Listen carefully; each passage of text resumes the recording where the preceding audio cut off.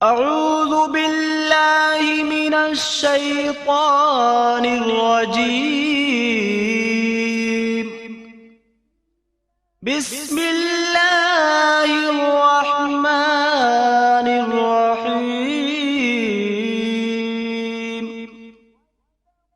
واتقوا یوما لا تجزی نفس عن نفس شيئا ولا يقبل منها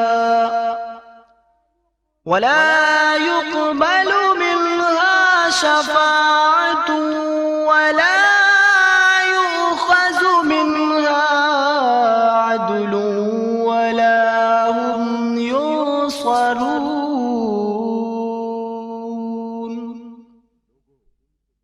لوگو، اس دن سے ڈرو کہ جس دن کوئی کسی کے کام نہ آئے گا اور نہ کسی کے حق میں کسی کی سفارش قبول ہوگی اور نہ کسی کی طرف سے کچھ بدلہ قبول کیا جائے گا اور نہ کسی کو کسی کی جانب سے کچھ امداد پہنچے گی۔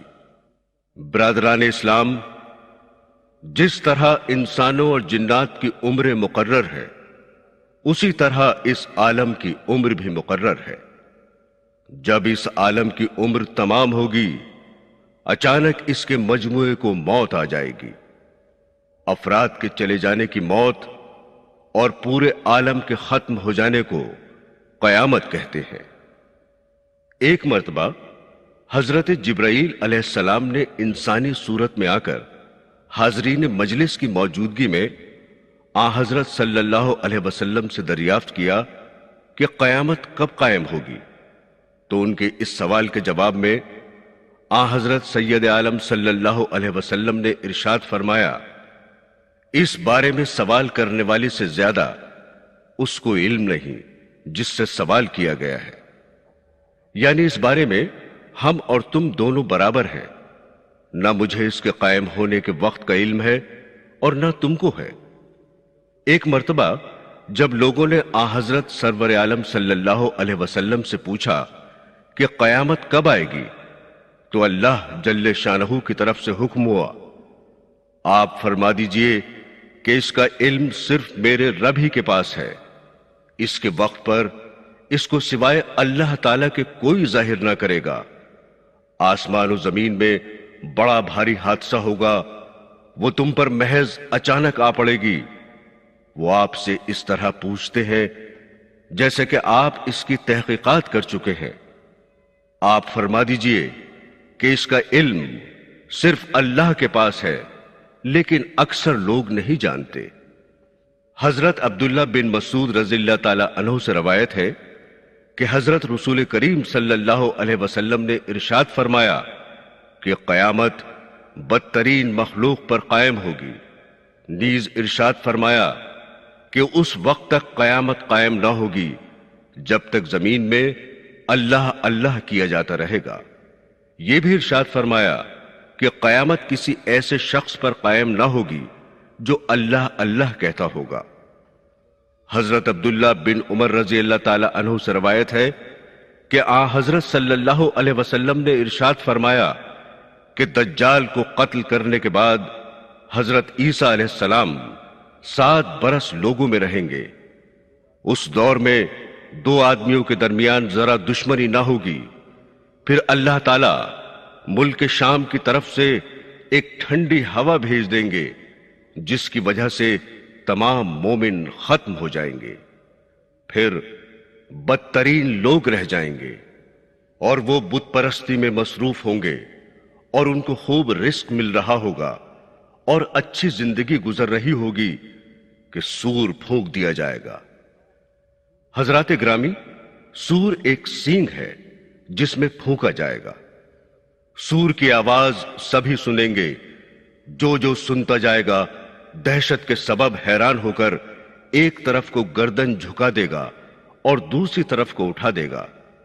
پھر فرمایا کہ سب سے پہلے جو شخص اس کی آواز سنے گا وہ ہوگا جو اونٹوں کو پانی پلانے کا حوض لیپ رہا ہوگا۔ یہ شخص سور کی آواز سن کر بے ہوش ہو جائے گا اور پھر سب لوگ بے ہوش ہو جائیں گے۔ پھر خدا ایک بارش بھیجے گا جو شبنم کی طرح ہوگی، اس سے آدمی اگ جائیں گے، یعنی قبروں میں مٹی کے جسم بن جائیں گے۔ پھر دوبارہ سور پھونکا جائے گا تو اچانک سب کھڑے دیکھتے ہوں گے۔ اس کے بعد اعلان ہوگا کہ اے لوگو چلو اپنے رب کی طرف، اور فرشتوں کو حکم ہوگا کہ ان کو ٹھہراؤ، ان سے سوال ہوگا۔ پھر اعلان ہوگا کہ اس سارے مجمع سے دوزخیوں کو علیحدہ کر دو۔ اس پر دریافت کیا جائے گا اللہ جل شانہ سے کہ کس تعداد میں کتنے دوزخی نکالے جائیں۔ جواب ملے گا کہ فی 1999 دوزخی نکالو۔ اس کے بعد حضرت سید عالم صلی اللہ علیہ وسلم نے فرمایا کہ یہ وہ دن ہوگا کہ جس کی ہیبت اور دہشت سے بچے بوڑھے ہو جائیں گے، اور یہ دن بڑا ہی مصیبت کا ہوگا۔ قرآن حکیم میں ارشاد ہوا ہے، اور سور میں پھونکا جائے گا سو بے ہوش ہو جائیں گے جو بھی آسمانوں اور زمین میں ہے، سوائے ان کے جنہیں اللہ چاہے گا۔ دوبارہ سور میں پھونکا جائے گا تو وہ فوراً کھڑے ہو جائیں گے ہر طرف دیکھتے ہوئے۔ آیات قرآنیہ اور احادیث نبویہ میں 2 مرتبہ سور پھونکے جانے کا ذکر ہے۔ پہلی مرتبہ سور پھونکا جائے گا تو سب بے ہوش ہو جائیں گے، پھر زندے تو مر جائیں گے، اور جو مر چکے تھے ان کی روحوں پر بے ہوشی کی کیفیت طاری ہو جائے گی۔ اس کے بعد دوبارہ سور پھونکا جائے گا تو مردوں کی روحیں ان کے بدنوں میں واپس آ جائیں گی، اور جو بے ہوش تھے ان کی بے ہوشی چلی جائے گی اور افاقہ ہو جائے گا۔ اس وقت کا عجیب و غریب حال دیکھ کر سب حیرانی سے تکتے ہوں گے، اور خداوند کریم کی بارگاہ میں پیشی کے لیے تیزی کے ساتھ حاضر کیے جائیں گے۔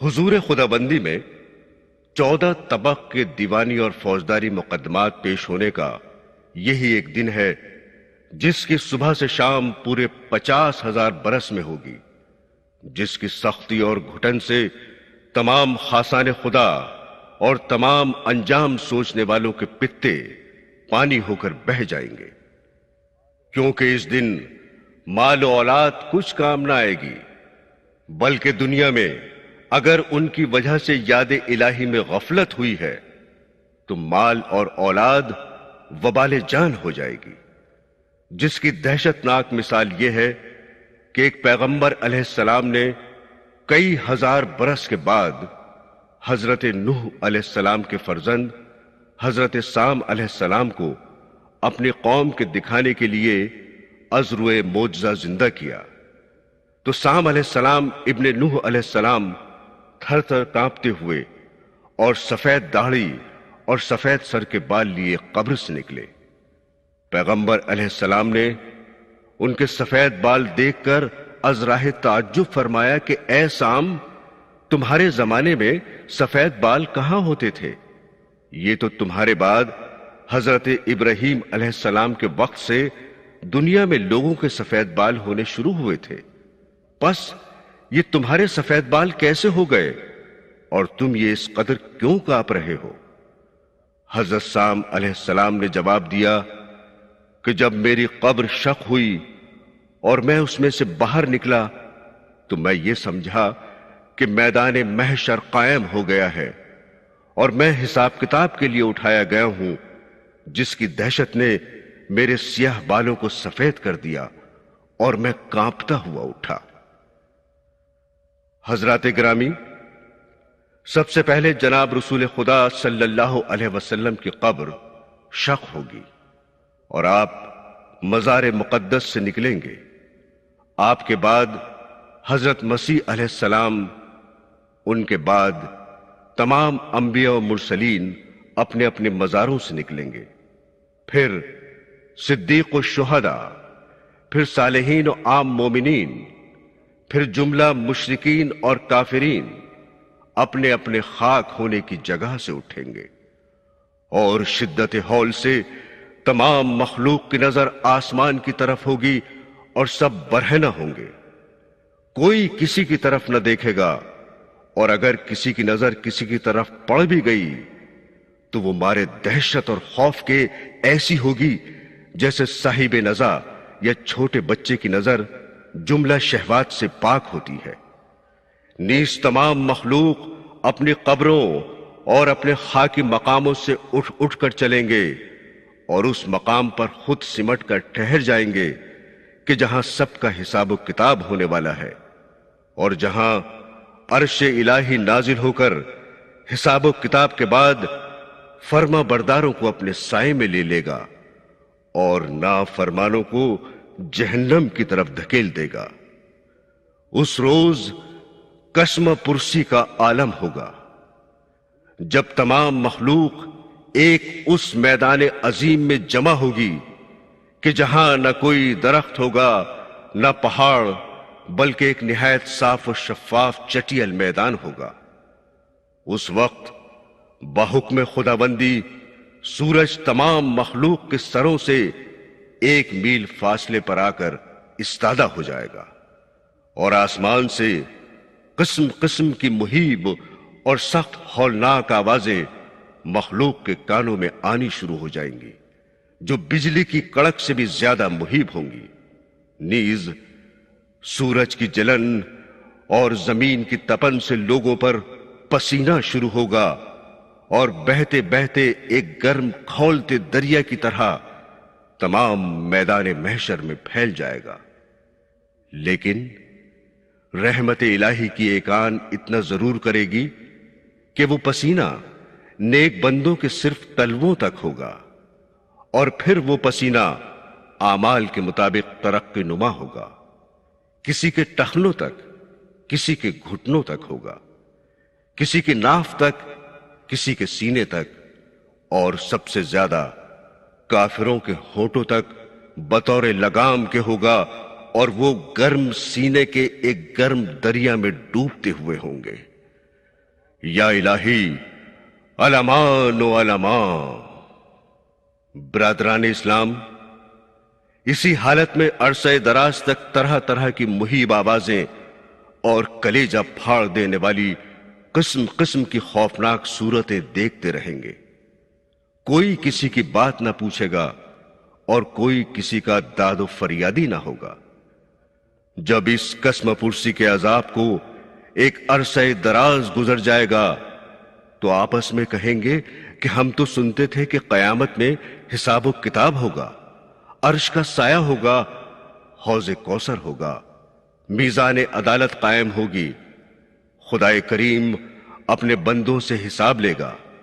یہاں تو کوئی حساب ہے، نہ کتاب ہے، نہ داد ہے، نہ فریاد ہے، ایک عجیب قسم پرسی کا عالم ہے۔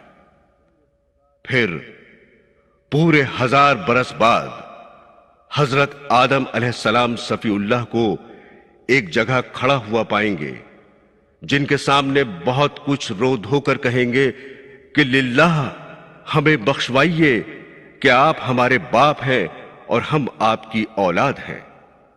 حضرت آدم علیہ السلام صاف جواب دیتے ہوئے یہ فرمائیں گے کہ اے میری اولاد، آج ذات خداوندی نہایت غیظ و غضب میں ہے، آدم کی مجال نہیں کہ کسی کی سفارش کر سکے۔ اے میری اولاد، میں نے خلاف مرضی گیہوں کا ایک دانہ کھا لیا تھا، پس آج کے دن میں خود لرزتا ہوں کہ کہیں اس کے بدلے دوزخ میں نہ پہنچ جاؤں۔ تم لوگ حضرت نوح علیہ السلام کے پاس جاؤ، شاید وہ دروازہ شفاعت کھلوا سکے۔ پھر لوگ حضرت نوح علیہ السلام کے پاس جائیں گے، وہ بھی صاف جواب دیتے ہوئے فرمائیں گے کہ آج خدا کے دن ذات عالی جاہ اس قدر غصے میں ہے کہ میں اپنی ہی نجات کے لیے لرز رہا ہوں۔ تم حضرت ابراہیم خلیل اللہ کے پاس جاؤ۔ الغرض ایک عظیم مخلوق تمام پیغمبروں کے پاس سے ناکام و مایوس ہو کر سب سے آخر میں جناب رسول اللہ صلی اللہ علیہ وسلم کی تلاش کریں گے، اور ڈھونڈتے ڈھونڈتے آخرش ایک مقام پر آپ کو دیکھیں گے۔ آپ خدا جانے کب سے لوگوں کے انتظار میں کھڑے ہوں گے۔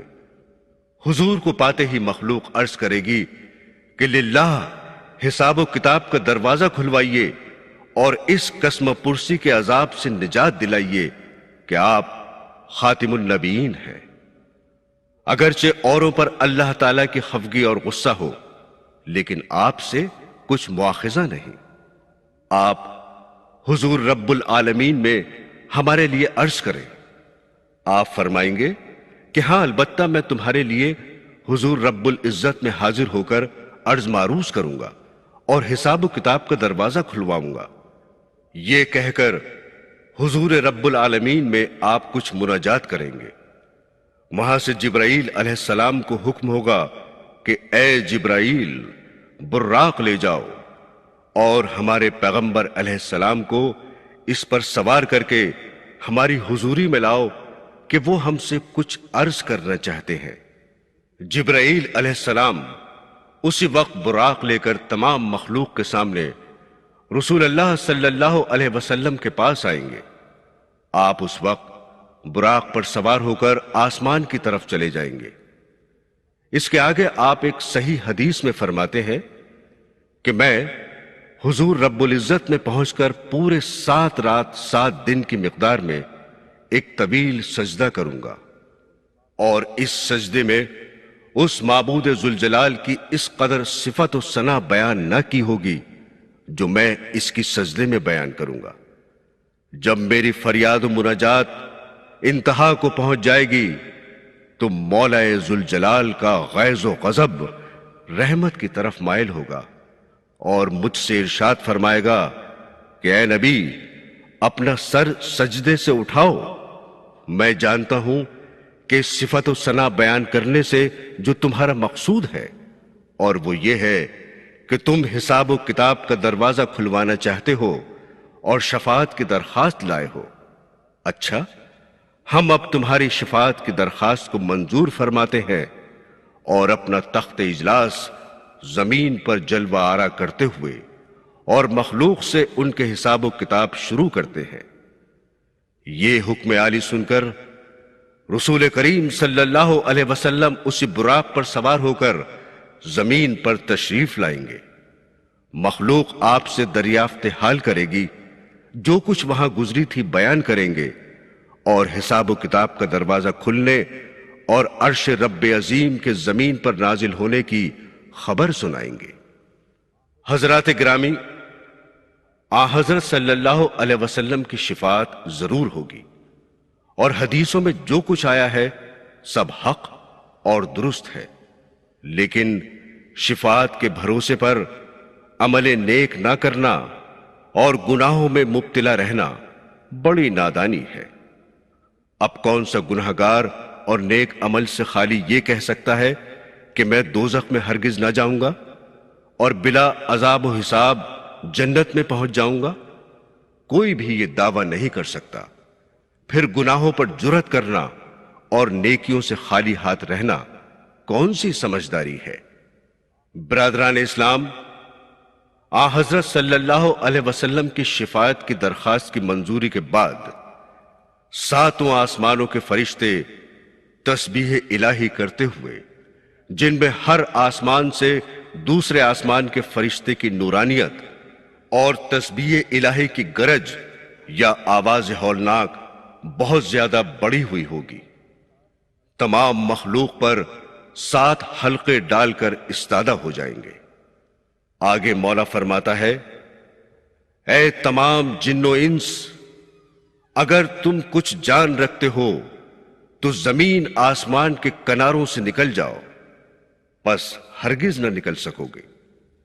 اس کے بعد فرشتوں کے 7 حلقے تسبیح الہی بند کر کے بالکل خاموش ہو جائیں گے۔ پھر یکایک اس بحر میدان میں حضرت اسرافیل علیہ السلام کو سور میں پھونکنے کا حکم ہوگا، جس سے واقعی تمام مخلوق بے ہوش ہو جائے گی۔ پس اس غشی اور بے ہوشی کے عالم میں خدائے رحمان کا عرش زمین پر جلوہ افروز ہوگا۔ پھر دوبارہ سور میں پھونکنے کا حکم ہوگا، جس سے تمام مخلوق کو افاقہ ہوگا اور اب جو آنکھیں کھول کر لوگ دیکھیں گے کہ اس تپتے ہوئے سورج کا نام و نشان نہیں، بلکہ نور عرش سے تمام میدان حشر روز روشن سے کہیں زیادہ روشن ہے، اور عرش الہی سامنے موجود ہے کہ اس کی مثال اور تشبیہ ممکن نہیں کہ دی جا سکے۔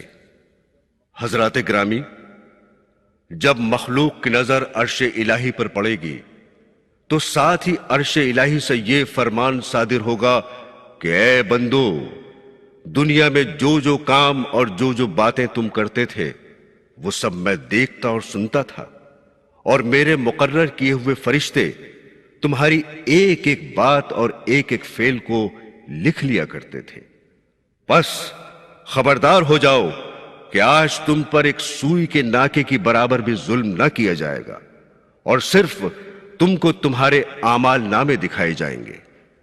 لہذا جو شخص اپنے اعمال نامے میں نیکیاں زیادہ لکھی ہوئی دیکھے وہ ہمارا شکریہ ادا کرے، اور جو اپنے نامہ اعمال میں ہماری نافرمانیاں اور گناہ زیادہ دیکھے وہ مجھے نہیں بلکہ اپنے نفس کو ملامت کرے اور اپنے کیے کو پہنچے۔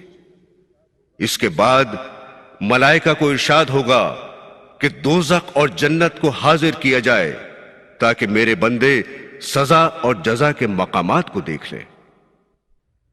میرے دینی بہنوں اور بھائیوں، جب میدان محشر میں جنت اپنی نعمتیں لے کر اور دوزخ اپنے عذاب لے کر حاضر ہو جائیں گی تو پھر حکم الہی صادر ہوگا کہ تمہاری تمام نیکیاں اپنی اپنی صورت بن کر ہماری سرکار میں حاضر ہوں۔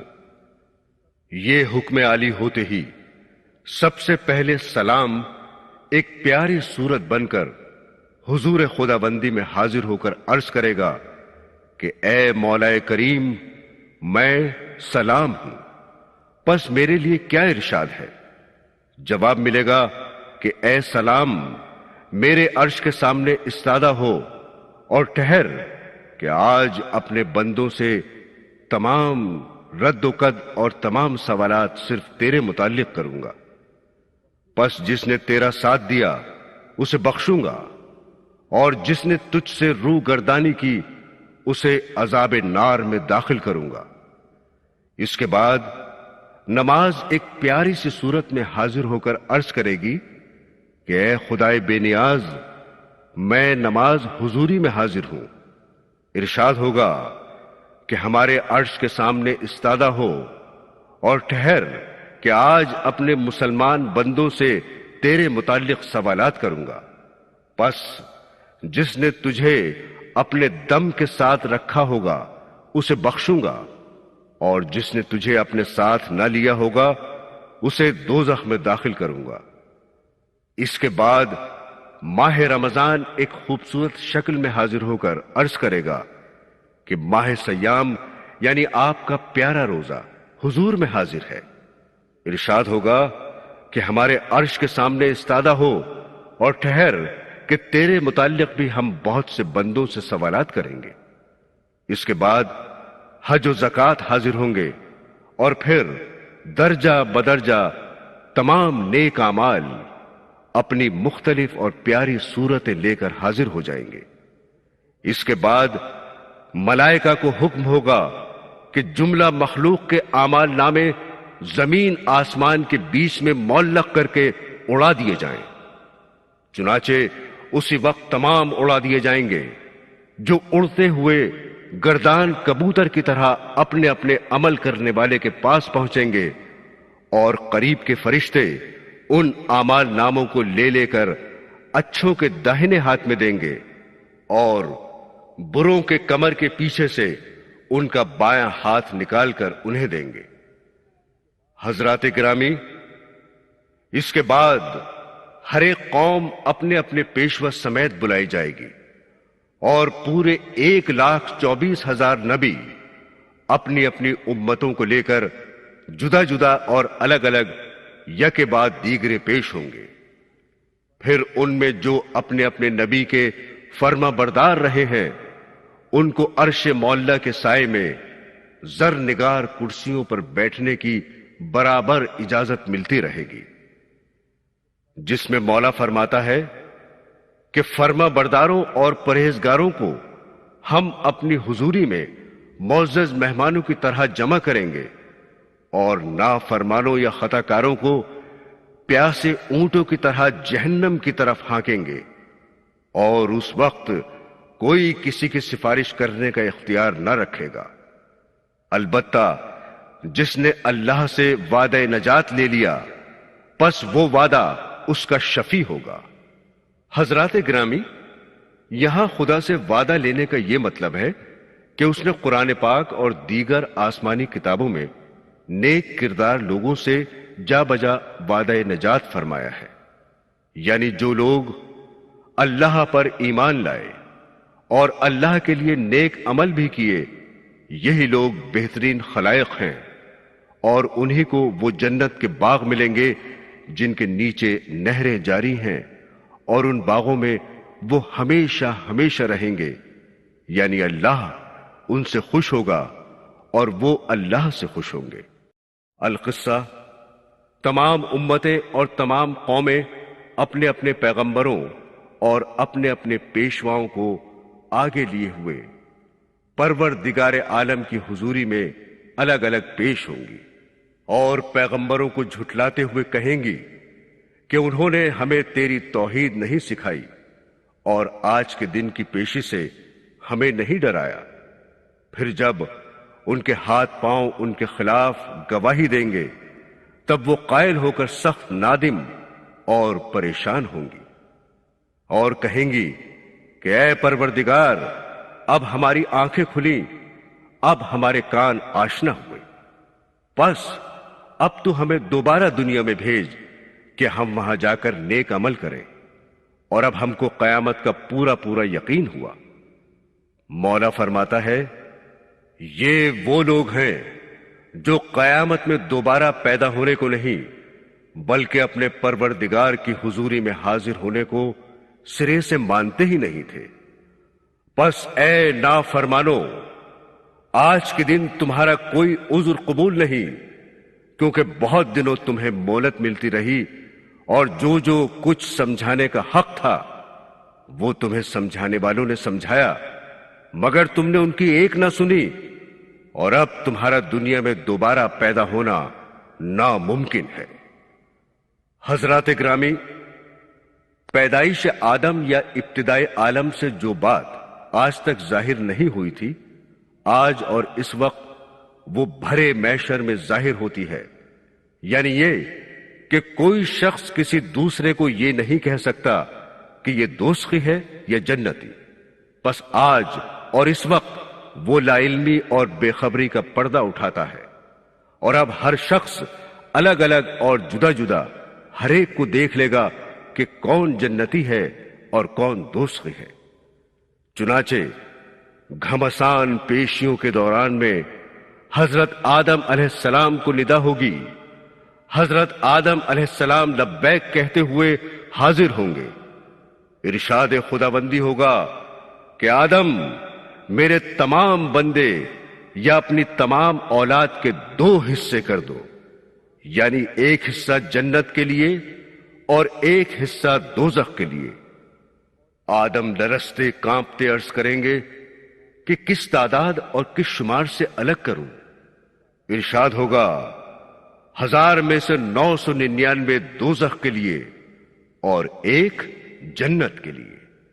برادران اسلام، پھر مولا کریم ایک اور حکم صادر فرمائیں گے جس کا صرف مشرکین پر اثر پڑے گا، اور وہ سب کے سب چراغ پا ہو جائیں گے۔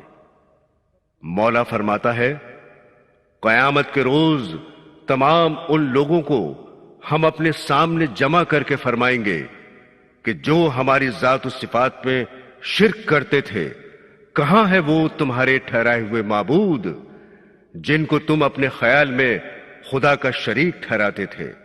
انہیں لاؤ اور ان سے اپنے اعمال کی جزا طلب کرو۔ اس وقت مشرکین اپنے اپنے معبودوں کی تلاش میں نکلیں گے اور ان شیاطین کو جن کے بہکانے سے یہ مشرک ہوئے تھے پکڑیں گے۔ جس ولی یا جس بت کو انہوں نے شریک خدا ٹھہرایا تھا، پس وہ شیاطین گویا انہی نبیوں اور ولیوں اور بتوں کی صورت میں ان کے سامنے آئیں گے۔ مشرکین سے دریافت کرے گا مولا کہ کیا یہی تمہارے معبود ہیں؟ وہ جواب دیں گے کہ ہاں یہی ہمارے معبود تھے۔ مولا فرماتا ہے طالب و مطلوب دونوں کمزور۔ پھر فرشتے ان سے کہیں گے کہ اچھا اپنے ان معبودوں کو اپنے آگے لیے ہوئے کھڑے رہو اور پھر جہاں تمہیں یہ لے جائیں وہاں ان کے ساتھ جاؤ کہ یہ تم کو تمہارے اعمال کا اچھا بدلہ دیں گے۔ خاتم النبیین جناب رسول اللہ صلی اللہ علیہ وسلم فرماتے ہیں کہ قیامت میں 7 قسم کے لوگ عرش کے سائے میں ہوں گے، اور وہ نور کے ممبر اور نور کی کرسیوں پر بڑے اعزاز کے ساتھ بیٹھے ہوئے محشر کی جملہ کیفیات اور تمام مقدمات کی سیریں دیکھیں گے۔ اور وہ 7 قسم کے لوگ یہ ہیں: اول عادل بادشاہ یا ہر ایک منصف مزاج حاکم، دوسرا ہر ایک وہ شخص جو بعالم شباب یا جوانی میں نیک اور صالح رہا ہے، تیسرا ہر وہ آدمی جو محض اللہ کے واسطے کسی دوسرے سے محبت نہیں رکھتا تھا، چوتھا وہ بندہ جس کا مسجدوں میں ذکر الہی اور نماز کے لیے دل لگتا تھا، پانچواں وہ بندہ جو خیرات اپنی پوشیدہ کرتا تھا کہ ایک ہاتھ سے دے اور دوسرے ہاتھ کو خبر نہ ہو، چھٹا وہ شخص جو محض خوف الہی سے آنسو بہاتا تھا، ساتواں وہ کہ کسی کو اطلاع نہیں کہ وہ کن اوصاف کا بندہ ہوگا۔ برادران اسلام، قرآن پاک میں آیا ہے جس روز سور پھونکا جائے گا اس روز تم لوگ گروہ کے گروہ اللہ کے سامنے حاضر ہوں گے۔ اس آیت کی تفسیر صحابہ کرام سے منقول ہے کہ جناب رسول کریم صلی اللہ علیہ وسلم سے اس آیت کے متعلق سوال کیا گیا تو آپ اس قدر روئے کہ زمین آنسوؤں سے تر ہو گئی۔ جب آپ کو ذرا سکون ہوا تو صحابہ کرام سے فرمایا، آہ تم نے بڑا جگر فگار سوال کیا۔ لوگوں، قیامت میں یہ امت 12 اقسام کے گروہ بنا کر اٹھائی جائے گی۔ پہلا گروہ ہاتھوں سے لنجا اور پاؤں سے لنگڑا ہوگا، جن کی نسبت ندا ہوگی کہ یہ وہ لوگ ہیں جو اپنے پڑوسیوں کو تکلیف پہنچاتے تھے اور بے توبہ کیے مر گئے تھے۔ دوسرا گروہ وہ جو چوپائے ہوئے جانوروں کی صورت میں اٹھے گا، جن کے متعلق ندا ہوگی کہ یہ وہ لوگ ہیں جو نمازوں میں بہت سست تھے۔ تیسرا گروہ اس شکل میں اٹھے گا جن کے پیٹ پھولے ہوئے اور ان میں سانپ بچھو بھرے ہوئے لوگوں کو صاف نظر آتے ہوں گے۔ آواز آئے گی کہ یہ وہ لوگ ہیں جو اپنے مال کی زکوٰۃ نہیں دیتے تھے۔ چوتھا گروہ اس صورت میں اٹھے گا کہ ان کے منہ سے خون جاری ہوگا اور ان کی آنتڑیاں زمین پر گھسٹتی ہوں گی۔ کہا جائے گا کہ یہ وہ لوگ ہیں جو رات دن جھوٹ بولا کرتے تھے اور بے توبہ کیے مر گئے تھے۔ پانچواں گروہ اس طرح اٹھے گا کہ ان کے پاس سے بدبو اڑتی ہوگی اور وہ لوگوں سے چھپتے ہوں گے۔ ندا ہوگی کہ یہ وہ لوگ ہیں جو برے کام کرنے میں اللہ سے نہیں بندوں سے ڈرا کرتے تھے۔ اور چھٹا گروہ اس شکل میں اٹھے گا کہ ان کے حلقوم کٹے ہوئے ہوں گے اور گردن کی طرف لٹکے ہوئے ہوں گے۔ آواز آئے گی کہ یہ وہ لوگ ہیں جو جھوٹی گواہی دیتے تھے اور بے توبہ کیے مر گئے تھے۔ ساتواں گروہ اس شکل میں اٹھے گا کہ وہ منہ سے گونگے ہوں گے اور ان کی زبان سے خون بہتا ہوگا۔ آواز آئے گی کہ یہ وہ لوگ ہیں جو سچی گواہی دینے اور حق بات کہنے سے اپنی زبان بند رکھتے تھے۔ آٹھواں گروہ اس صورت میں اٹھے گا کہ ان کی شرم گاہوں سے پیپ اور لہو بہتا ہوگا۔ آواز آئے گی کہ یہ وہ لوگ ہیں جو زانی بدکار تھے اور بے توبہ کیے مر گئے تھے۔ نواں گروہ اس شکل میں اٹھے گا کہ ان کے کالے منہ، نیلی آنکھیں اور پیٹ میں انگارے بھرے ہوئے ہوں گے ندا ہوگی کہ یہ وہ لوگ ہیں جو یتیموں کے مال کھایا کرتے تھے اور بے توبہ کیے مر گئے۔ 10واں گروہ اس طرح اٹھے گا کہ وہ سخت کوہڑی اور جزامی ہوں گے، جن کی نسبت صدا ہوگی کہ یہ وہ لوگ ہیں جو والدین کی نافرمانی کرتے تھے اور بے توبہ کیے مر گئے تھے۔ 11واں گروہ اس صورت میں اٹھے گا کہ بیل کے سینگ کے برابر دانت اور ہونٹ سینے پر پڑے ہوں گے اور منہ سے نجاست نکلتی ہوگی۔ آواز آئے گی کہ یہ وہ لوگ ہیں جو شراب پیتے تھے اور توبہ کیے بغیر مر گئے۔ 12واں گروہ اس طرح ہوگا جن کے منہ 14ویں رات کے چاند کی طرح چمکتے ہوئے ہوں گے، جن کے بارے میں ندا ہوگی کہ یہ وہ لوگ ہیں جنہوں نے نیک کام کیے اور برے کاموں سے بچے اور نماز جماعت سے پڑھا کرتے تھے اور ہر حال میں توبہ کرتے رہتے تھے، جن کی نسبت مولا فرماتا ہے جو لوگ ایمان لائے اور نیک عمل بھی کرتے رہے ان کے لیے جنت الفردوس تیار ہے جن میں وہ ہمیشہ ہمیشہ رہیں گے۔ جناب رسول کریم صلی اللہ علیہ وسلم نے فرمایا کہ قیامت کے روز میری امت کا ایک شہید سب سے پہلے اللہ تعالی کی حضوری میں پیش ہونے کے لیے بلایا جائے گا۔ جب وہ حاضر ہوگا تو اللہ پاک اس سے فرمائے گا کہ دنیا میں نے تجھ پر کیا کیا احسانات کیے اور کیسی کیسی نعمتیں تجھ کو دیں۔ وہ شہید اعتراف و اقرار کرے گا کہ بے شک تو نے مجھ پر بڑے بڑے احسانات کیے۔ مولا فرمائے گا کہ پھر تو نے ان احسانات کا کیا بدلہ دیا، کیا حق ادا کیا؟ شہید عرض کرے گا کہ مولا اس سے زیادہ کیا ہوگا کہ میں نے تیری راہ میں شہادت دی۔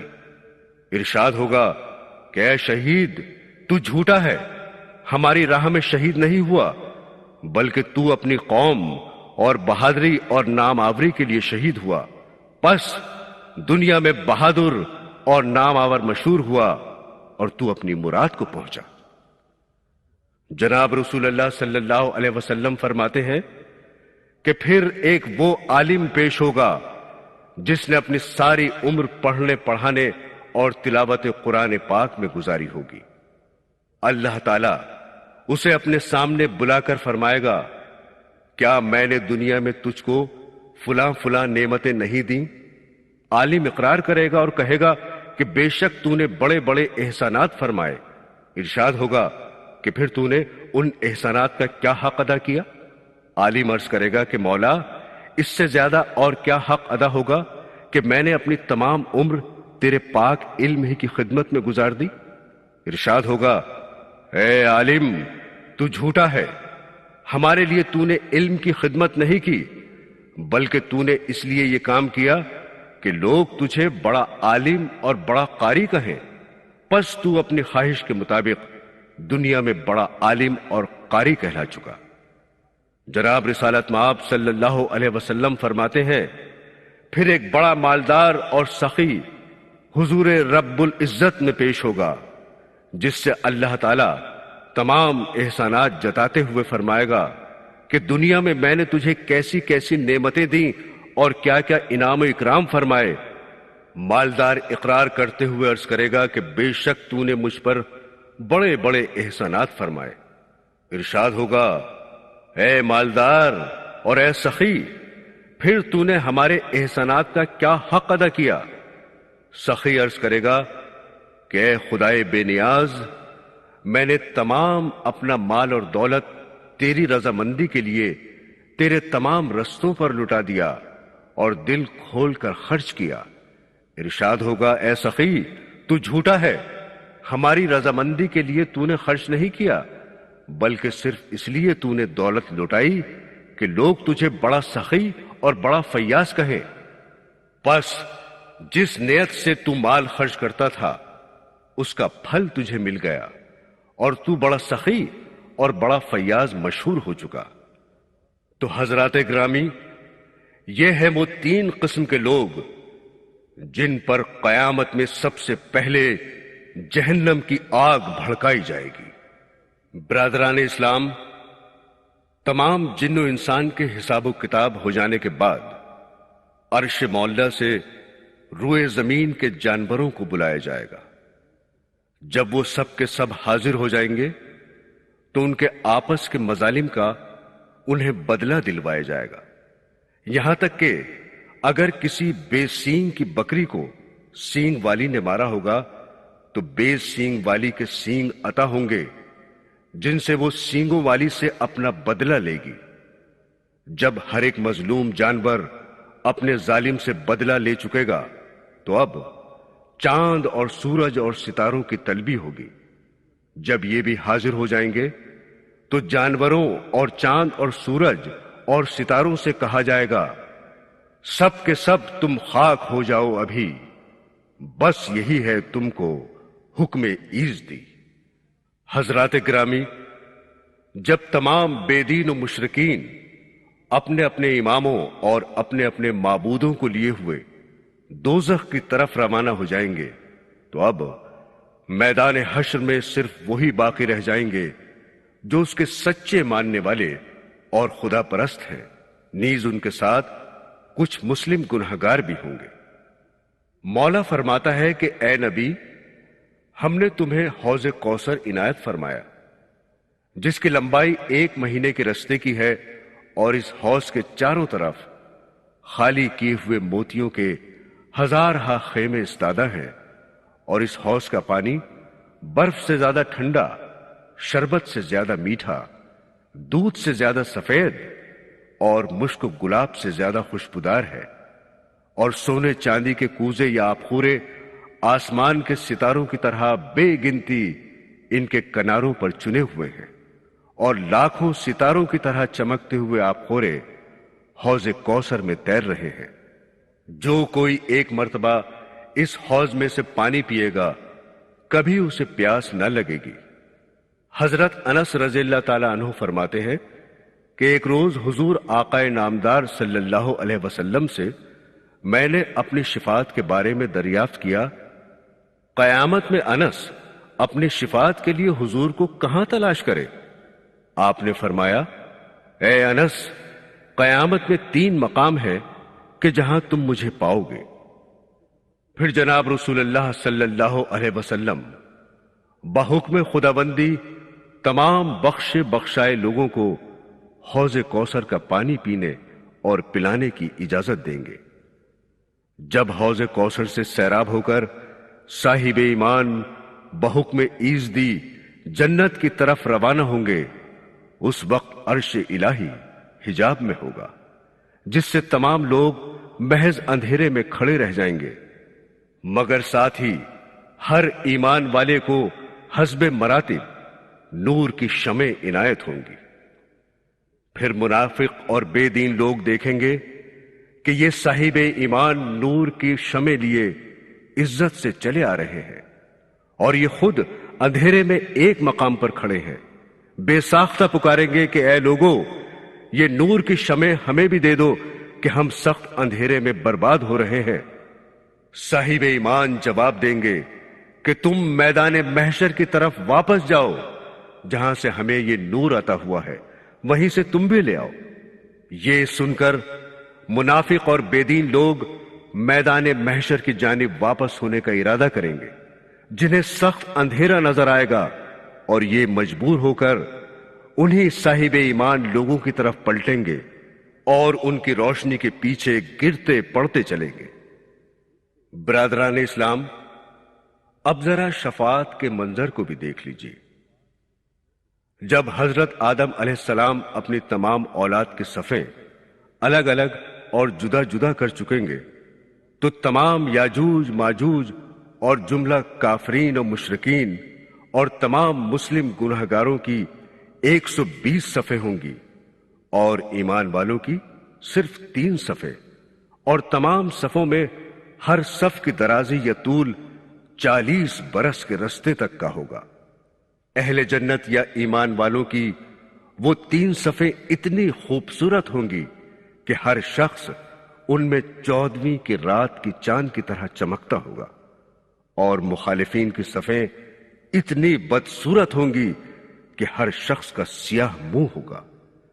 جب یہ دونوں صفیں اللہ کے سامنے استادہ ہوں گی تو اب ان میں آمنے سامنے کی دیکھا بھالی اور شناخت شروع ہوگی۔ دوزخی اپنی نسبت سخت افسوس میں مبتلا ہوں گے، اور جنتی اپنے متعلق شادمانیاں کر رہے ہوں گے کہ اتنے میں دوزخ کی صف کا ایک گنہگار شخص جنت کی صف میں سے ایک شخص کو پہچان کر اسے آواز دے گا، کیا تو وہی ہے کہ دنیا میں ایک وقت کا بھوکا تھا اور میں نے تجھے کھانا کھلایا تھا؟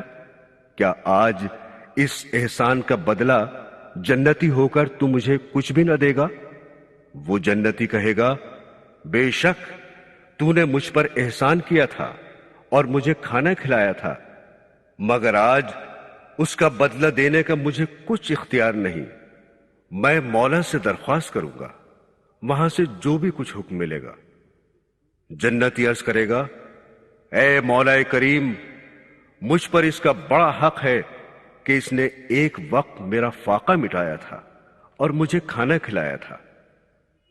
خالق دو جہاں کے حکم سے یہ جنتی اس مسلم گنہگار دوزخی کو جنت کی صف میں کھینچ لے گا، اور خدا تعالی کی قبولیت لامحدود کے صدقے اس کے احسان کا بدلہ اسے چکا دے گا اور اس دوزخی کو جنتی کر دے گا۔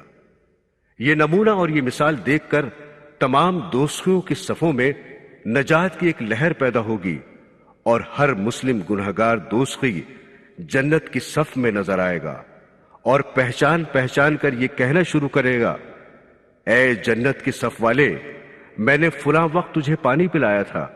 کوئی کسی کو پہچان کر کہے گا، میں نے ایک مرتبہ تجھے راستہ بتایا تھا۔ کوئی کسی کو پہچان کر کہے گا کہ میں نے تیرا قرضہ اتارا تھا۔ کوئی کسی سے کہے گا، میں نے تجھے ظالم کے ہاتھ سے چھڑایا تھا۔ جب مسلم گنہگاروں میں اپنے اپنے احسانات کا شور برپا ہوگا تو مولا کریم کو کہاں سہار کہ کسی جنتی پر کسی گنہگار دوزخی کا احسان باقی رہے۔ یہ عام حکم ہو جائے گا کہ اے جنتی لوگو، جس پہ جو احسان گنہگاروں کا ہو بے تکلف اپنی صف میں کھینچ لو، ان کا احسان ہم نہیں لیں گے کبھی، جاؤ ہم نے اپنی بخشش عام کی۔ پھر عرش مولا سے ایک عام حکم صادر ہوگا، جو جس کی عبادت کر رہا ہو وہ آج اپنے معبود کا ساتھ نہ چھوڑے۔ اس کے بعد رب العزت فرماتا ہے کہ ہم فرشتوں کو یہ حکم دیں گے، جو لوگ دنیا میں نافرمانیاں کرتے رہے ہیں ان کو اور ان کے ساتھیوں کو، نیز خدا کے سوا جن معبودوں کو وہ پوچھتے رہے ہیں، ان سب کو ایک جگہ جمع کرو اور پھر ان سب کو دوزخ کی طرف لے جاؤ۔ برادران اسلام، پھر تمام مخلوق کو اس پل صراط پر سے جانے کا حکم ہوگا جس کے نیچے جہنم جوش مار رہی ہوگی، اور اس کے دہکتے ہوئے انگارے پل صراط سے کہیں زیادہ اونچے اور بلند ہو کر پہاڑوں کی مانند جہنم میں گر رہے ہوں گے۔ پھر وہ انگارے نامعلوم کس کس کو اپنی دوزخ میں لے کر گریں گے۔ اس وقت تمام انبیاء اپنی اپنی امت کے لیے بے حد گریہ و زاری کرتے ہوں گے، اور جناب رسول اللہ صلی اللہ علیہ وسلم اپنی امت کے لیے فرماتے ہیں کہ خداوند میری امت کو صحیح و سالم پل صراط پر سے اتار دے۔ رب العالمین انہیں سلامتی کے ساتھ پل صراط پر سے گزار دے۔ پس جملہ مخلوق پل صراط پر چلنا شروع کرے گی، یہاں تک کہ ہر نفس اس پر سوار ہو جائے گا۔ جب سب لوگ اس پر مثل کشتی کے سوار ہو جائیں گے تو اس پل صراط میں زلزلہ آئے گا، جس سے نامعلوم کس قدر نافرمان دوزخ میں جا گریں گے۔ مگر ساتھ ہی حضور اقدس صلی اللہ علیہ وسلم یہ بھی فرماتے ہیں کہ فرما بردار لوگوں کے گروہ آن کی آن میں وہ 3000 برس کا راستہ پل صراط پر سے طے کر جائیں گے۔ سامعین گرامی، دوزخ میں ہمیشہ کے لیے کافر اور مشرک و منافق ہی رہیں گے، اور ان کو اس میں کبھی موت نہ آئے گی، نہ عذاب ہلکا کیا جائے گا جیسا کہ اللہ تعالی کا ارشاد ہے، اور جو لوگ کافر ہیں ان کے لیے دوزخ کی آگ ہے، نہ تو ان کو قضا آئے گی کہ مر ہی جائیں، اور نہ دوزخ کا عذاب ہی ان سے ہلکا کیا جائے گا۔ ہم کافر کو ایسی ہی سزا دیتے ہیں۔ گنہگار مسلمان جو دوزخ میں جائیں گے، سزا بھگتنے کے بعد جنت میں داخل کر دیے جائیں گے۔ جو جنت میں داخل ہوگا اس میں ہمیشہ رہے گا۔ جنت میں کسی کو موت نہ آئے گی، نہ اس سے نکالا جائے گا، نہ نکلنا چاہیں گے۔ ایک روایت ہے کہ آن حضرت سید عالم صلی اللہ علیہ وسلم نے ارشاد فرمایا کہ جب سارے جنت میں اور سارے دوزخی دوزخ میں پہنچ چکیں گے تو موت حاضر کی جائے گی، یہاں تک کہ جنت اور دوزخ کے درمیان لانے کے بعد ذبح کر دی جائے گی۔ پھر ایک منادی زور سے پکارے گا کہ اے جنتیوں، اب موت نہیں، اور اے دوزخیوں، اب موت نہیں۔ اس اعلان کے سبب جنتیوں کی خوشی میں خوشی بڑھ جائے گی، اور دوزخیوں کے رنج پر رنج کا اضافہ ہو جائے گا۔ اللہ تعالی ہمیں عذاب قبر اور دوزخ کے عذاب سے محفوظ فرمائے اور نیک راہ پر چلنے کی توفیق عطا فرمائے، آمین ثم آمین۔ سامعین، ابھی آپ میدان حشر کے بارے میں ہمارا یہ کیسٹ سن رہے تھے۔ اس کے علاوہ ہمارے کئی اور کیسٹس ہیں جن سے آپ استفادہ کر سکتے ہیں۔ مثلا 6 گنہگار عورتیں، ٹی وی اور عذاب قبر، مرنے کے بعد کیا ہوگا، قیامت کب آئے گی، خدا کی جنت، اسلام میں عورت کا مقام، وغیرہ وغیرہ۔